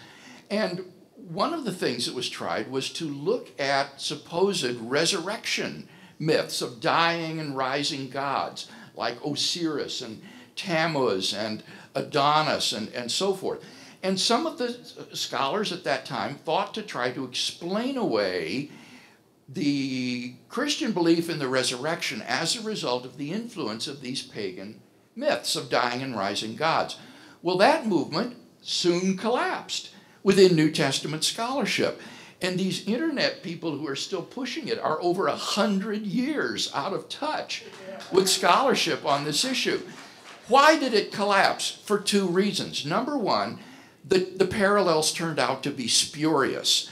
In fact, there are no parallels in ancient mythology of dying and rising deities. For example, Osiris, one of the most popular of these myths, doesn't really come back to life at all. He just continues to live in the nether realm of the dead, in the underground realm of the departed dead. He doesn't come back to life in this world. And a Swedish scholar named Trygg Mettinger recently did a study of these dying and rising gods. And he says that among scholars who still think that there might be dying and rising gods in the ancient world, these are regarded as dinosaurs in scholarship today. And he tries to salvage just a couple that look like they could be dying and rising gods, but even he admits they don't have any parallels to the resurrection of Jesus. The resurrection of Jesus is a Jewish idea that is without parallel in other ancient religions. The second reason that this movement collapsed was, in any case, there's no causal connection between these pagan myths and the first disciples of Jesus. I mentioned before that what has happened in New Testament scholarship in the latter half of the 20th century has been the eclipse of mythology as a relevant category for the historical Jesus and the rediscovery of the Jewishness of Jesus. And it was realized that it was simply the wrong interpretive background to try to understand Jesus of Nazareth and the Gospels against the backdrop of these Greco-Roman and other sorts of pagan myths of dying and rising deities. So that there just isn't a causal connection. Jews were aware of these pagan religions and they found them abhorrent. And so there are no cults of these seasonal dying and rising gods in first century Israel. No trace at all. So the idea that the disciples would sincerely come to believe that Jesus of Nazareth was actually risen physically from the dead on the basis of these myths is just utterly implausible. And so for that reason, this is a movement that has been tried and found wanting in New Testament scholarship and doesn't command significant scholarly following today. It's good to see you, Dr. Craig. We actually met before at Planning the Fest in Baylor. It's good to see you again. Thank you. I have two questions, actually. I don't know if you answered my second one in what you just said, but can I ask two questions? Make them quick. Okay. Firstly, we have Paul's, the tradition Paul hands on about Jesus' appearances to the 12 and eventually to the 500 and to Paul. But, I mean, theologically, could you think of any reason why Jesus wouldn't appear to, say, Pilate or maybe Caiaphas in the Sanhedrin? Yes, and I think the reason is because the resurrection appearances were not intended to be proof that Jesus was risen from the dead. And therefore, there was no point in appearing to the members of the Sanhedrin or to Pilate. The reason for the resurrection appearances was to commission the disciples to the task of worldwide evangelism and carrying the Great Commission of Jesus to all the world. And so that's what he does when he appears to them. He recommissions them. He restores Peter, who's fallen, and he gives them the commission to carry this message into all the world and to make disciples of every nation. And so that's why the appearances are principally to his disciples to commission them for this task. Or in this extraordinary case, to Paul, the chief persecutor of the Christian church, because he wanted to appoint Paul as the apostle to the Gentiles and to carry this message to the Gentile world. Second question, it's a little bit unrelated, but I'm pretty sure you're aware that Jesus mythicism is on the rise, well, at least from my perspective on the internet and in pop culture. And I mean, apart from just, I guess, responding to every claim about their misinterpretation of Paul and the church fathers and so forth, what do you feel is central behind their movement, and how do you respond to it? What is central behind their movement? Like, because obviously they have to sort of reinterpret some of what Paul says and so forth. Well, I if I may speak candidly, I think that what's behind it is a tremendous antipathy to Jesus. And so what better way to get rid of them than by annihilating him, saying that he doesn't exist? And so these people are scholarly cranks who adopt a view that would not be accepted in the academy. They don't hold academic professorships in New Testament studies. They don't publish with academic presses or publish in peer-reviewed journals. These are academic cranks, and I think it's motivated by just a tremendous antipathy toward Jesus. Thank you, Dr. Craig. Oh, and you should totally grow back your beard. Peter? 3 times now you've basically on the mic. Sorry. 3 times now you've basically discounted some people who have asked you questions on the basis that there is other evidence regarding God, and if you include that other evidence regarding God, then the argument would be convincing.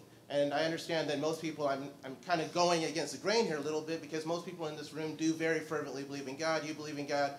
I don't believe in God. So when I look at something like that, it's basically like, okay, I'm picking something up. Somebody supposedly rose from the dead, and I'm looking at all this evidence like, okay, you know, most scholars of the Book of Mormon that will defend a lot of those, will probably defend that a lot of the things in the Book of Mormon are true. Or most scholars of Islam will defend a lot of things. That's not true, though, is it? I mean, you know that the Book of Mormon is not regarded as historically accurate. No, I'm not saying that. I'm saying that the people who, if you go like in the church and you go to people who are actually trying to study the Book of Mormon, scholars of that particular book, or scholars of Islam or so on, they will say, okay, they will try to represent where they're coming from as true. I saw something with a debate with Richard Dawkins once where the scholar of Islam was basically saying, yes, I believe that Muhammad flew to heaven on a winged horse. Yeah. Like, they will believe, the scholars in a particular religion will believe some fantastic things. So I look at all these fantastic things. You say New Testament scholars believe it, but then I'm kind of skeptical about a series of things when you're talking about how, like, a lot of these Greek, how there's a separation between Judaism and the Greeks and so on. You know, Paul actually quoted the Greeks in the book of Acts, in Him we live and move and have our being. The beginning of John has a lot of Greek ideas in it. Like, yes. So, I mean, the list goes on and on and on. You yourself admitted that the agnostics, I mean, you yourself admitted that several people who maybe don't come to the same conclusion of God as you do are agnostic. So my question is, like, given the stakes and setting aside questions and setting aside hypotheses like, you know, do I have this magical thing called the Holy Spirit that's allowing me to put together evidence well enough, or do I have, or, you know, and setting aside God because I don't believe in Him, is it rational to some extent for me to look at something as extraordinary as somebody rising from the dead, which I think has probably never happened in the history of ever, just looking at from the outside looking in, So, I mean, that's extraordinary. Somebody rising from the dead after 3 days, stone cold in a tomb. Yeah. Is it rational for me to look at that as an outsider, not as somebody who's coming up with all these presuppositions of this magical thing called the Holy Spirit? Now, wait, I haven't appealed to the Holy Spirit tonight. Well, that was in response to a question. Yeah, your response to the question was basically I would go back to the Holy Spirit and I would put things. And you also said that maybe their sin is somewhat at fault too.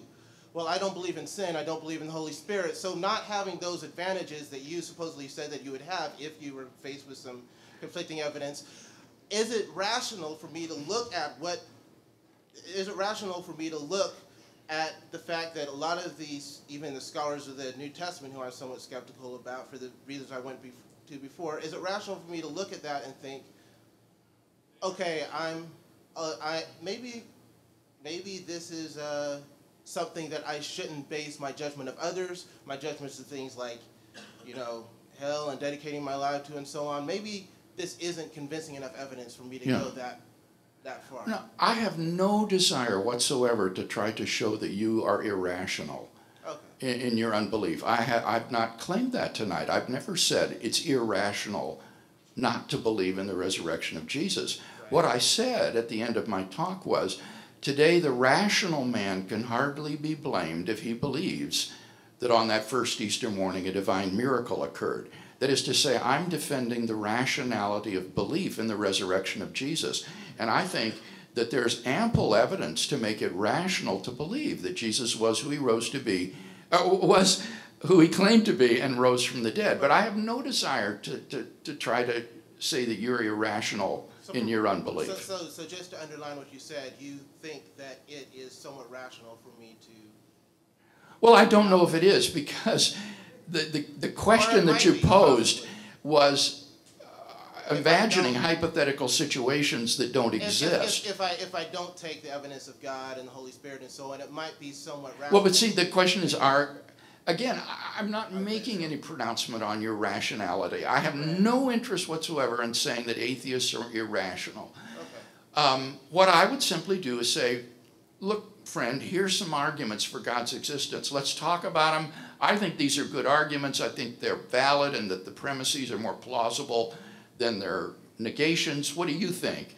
And I don't have any desire to say you're irrational if you don't agree with me. I just want to show you that, look, here's some good reasons to believe, and that if you follow these reasons, you're within your rational rights and in believing in God and believing in Christ. That's all.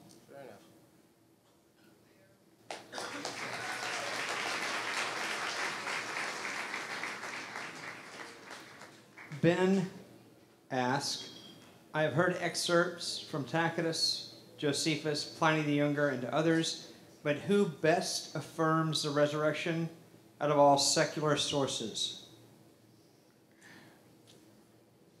I don't think there are any secular sources that affirm the resurrection of Jesus. And this again relates to what I said earlier tonight. The question is based upon a false presupposition that the evidence that eventually got bound into the volume called the New Testament isn't real evidence. What we want is evidence from outside the New Testament, and that is just based upon a misunderstanding. Originally, there wasn't any such thing called the New Testament. There were just these separate documents written in the Greek language, handed down out of the first century, telling this remarkable story about Jesus.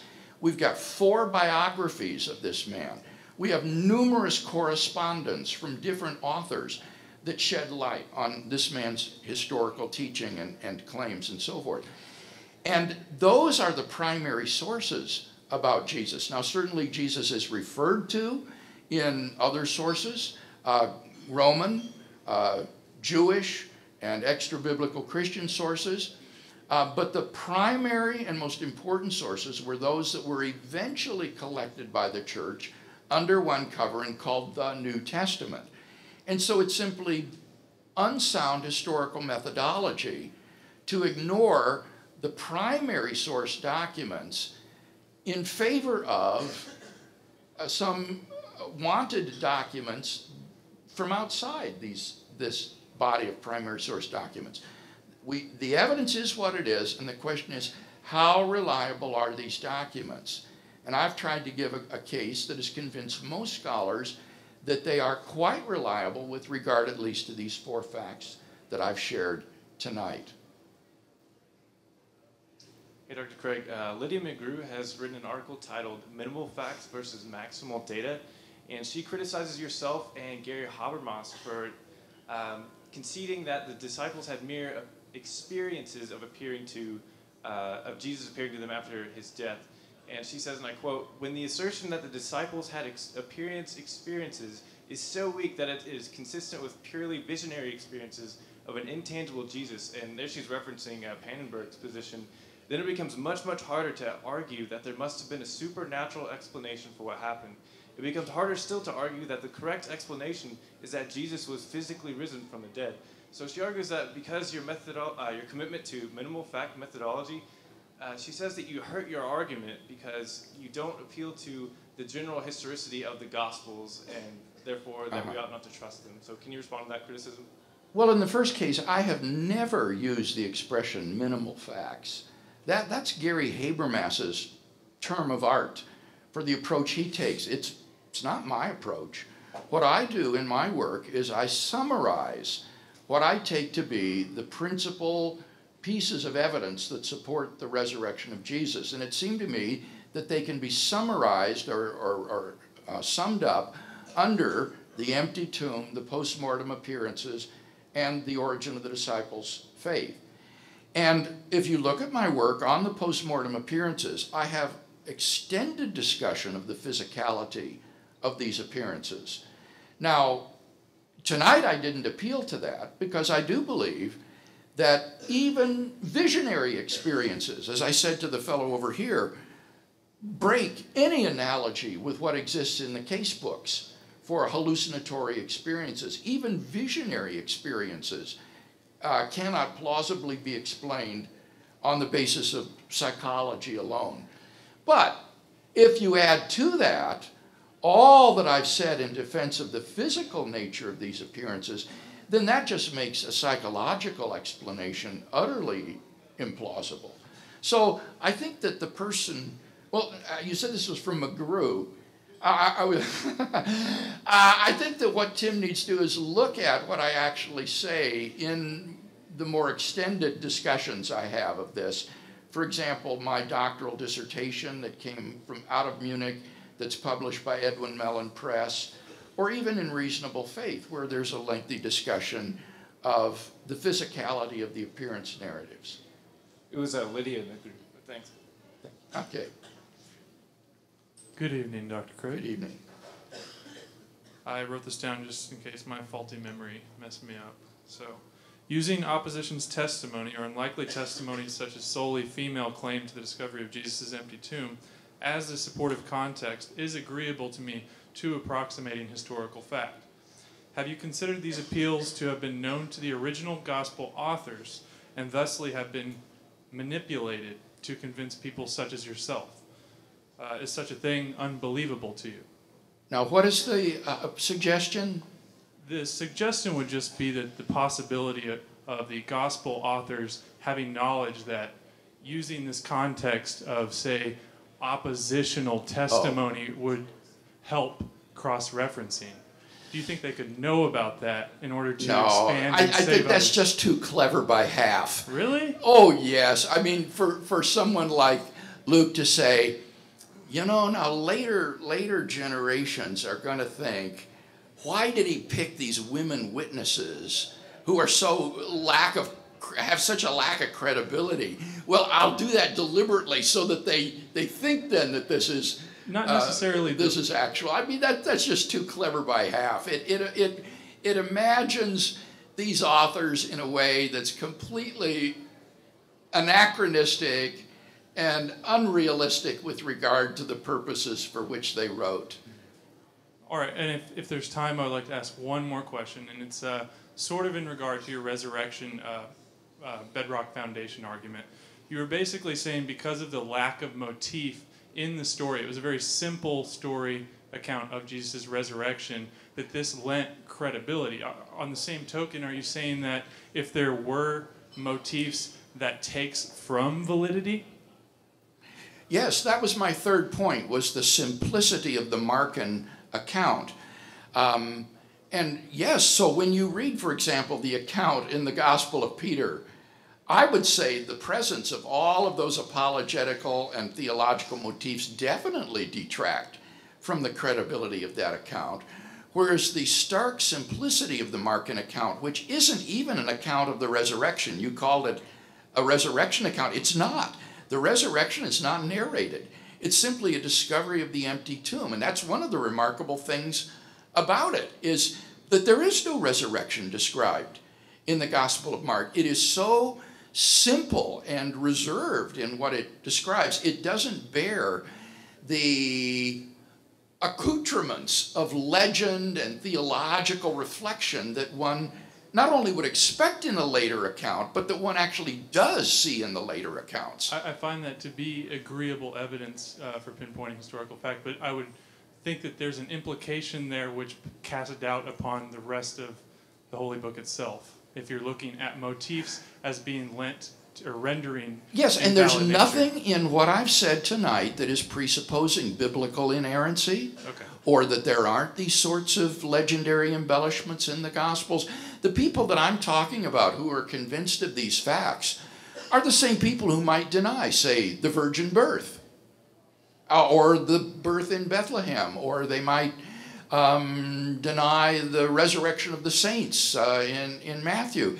These are scholars who are critical scholars who sift through this New Testament data with a view towards saying, what are the historical nuggets, what is the historical core that we can find in these accounts? And they are very ready to say that there are embellishments or non-factual elements in these, just as you would find in any ordinary documents for ancient history. So there's nothing in the case that I presented here tonight that presupposes or is based upon the idea of biblical inerrancy or the facticity of everything you read in the Gospels. Okay, thank you very much.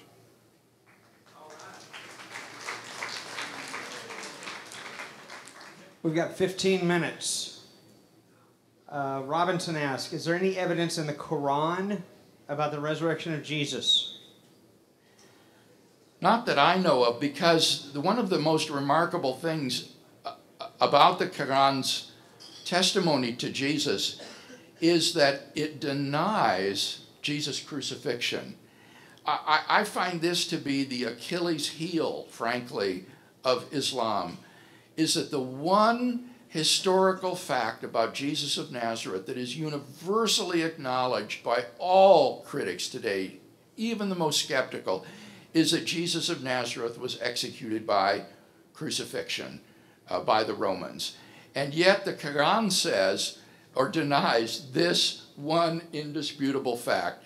It says they did not kill him, neither did they crucify him, but it only appeared to them so.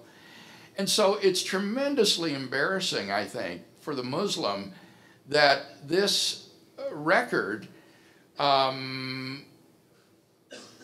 denies the one historical fact about Jesus that is indisputable, that everyone agrees to. And I think that when you reflect on this, it shows again that when you're dealing with the New Testament documents, you are dealing with documents that are primitive primary sources out of the first century during the lifetime of the eyewitnesses, compared to a document written in Arabia 6 centuries after the event, with no independent historical source of information for the life of Jesus. And therefore it's not surprising that in the Quran we would have these factual mistakes and legends about Jesus that aren't characteristics of the primitive primary sources. Last question from this side. Thank you, Dr. Craig, for coming and speaking to us tonight.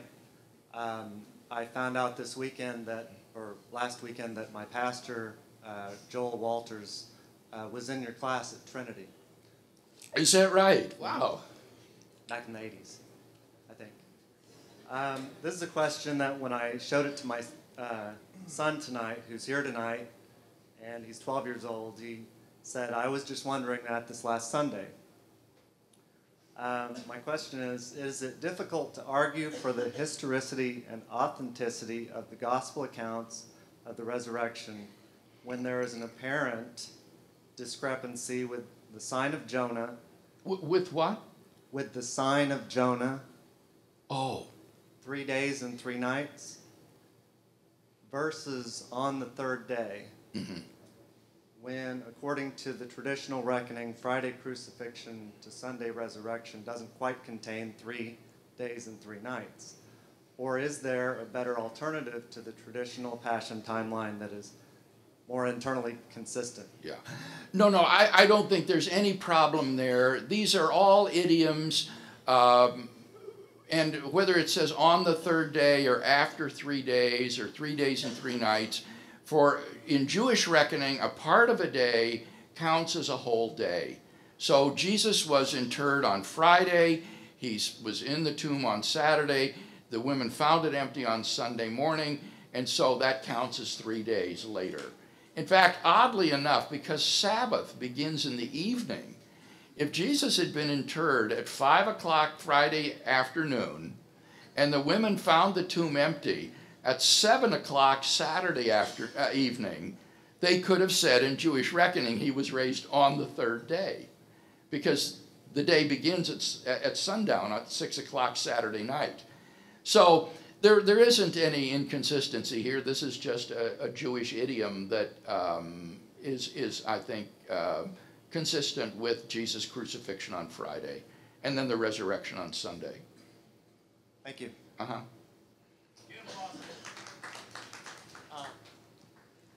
How are you doing?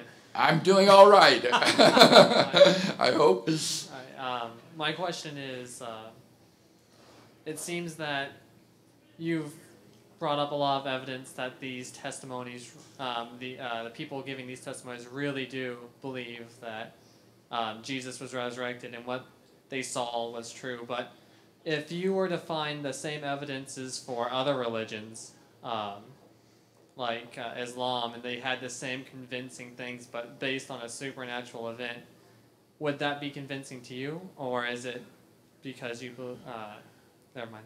Well, no, it would have to be, again, that's a psychological question, right? You've asked, would that be convincing to you? And these kind of psychological questions, as I said to the earlier fellow, are just philosophically uninteresting. They're not significant. The question would be, what should you do in a case like that? And I would say you have no choice but to examine the evidence more closely and see if there is anything like that. And I have tried to do that. As I said in my answer concerning Islam, Islam was one of my side areas of specialization in my work in Munich. When I did my doctorate in theology, I have a real affection for Islam and the culture and many of the thinkers like Al-Ghazali and that are in this tradition. I've benefited a lot from reading Muslim authors. But in the end of the day, I think that the portrait of Jesus presented in the Quran is simply historically indefensible. And so it is not comparable to what you said, where you find some other example that is comparable in its evidential weight to what we have for Jesus in the Gospels. And so if you could find some other example of that, that would be something that ought to give you serious pause, and you'd have to really try to sort things through. But I honestly doubt that you're going to find any other world religion that has this kind of credible historical case for it. And part of the reason for that is that most religions are independent of the historicity of certain events of their founder. I mean, Buddhism could exist without Buddha, Confucianism could exist without Confucius, Hinduism can exist without Krishna. It's Christianity whose truth stands or falls with the historicity of certain events, like the life, death, and resurrection of Jesus. So Christianity is quite unusual in that respect, in that it's falsifiable. It makes claims that can be investigated historically in the way that most other religions don't. And so I don't think you're going to find any other religion that will present to you the sort of hypothetical scenario you asked about. Thank you. Sure.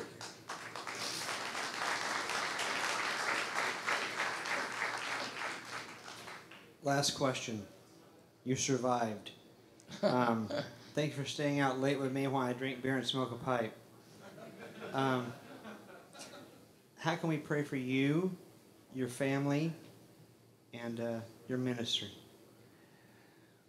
Well, I would invite folks to simply pray for the Ministry of Reasonable Faith, that its worldwide impact would continue to grow and increase and multiply throughout the world, that millions would come to these YouTube videos, that our articles and materials we're translating to Spanish and Portuguese would be disseminated in Latin America and elsewhere. We're trying to have a worldwide impact for the kingdom, and I would just appreciate prayers on behalf of that ministry as it attempts to reach out and make the word known.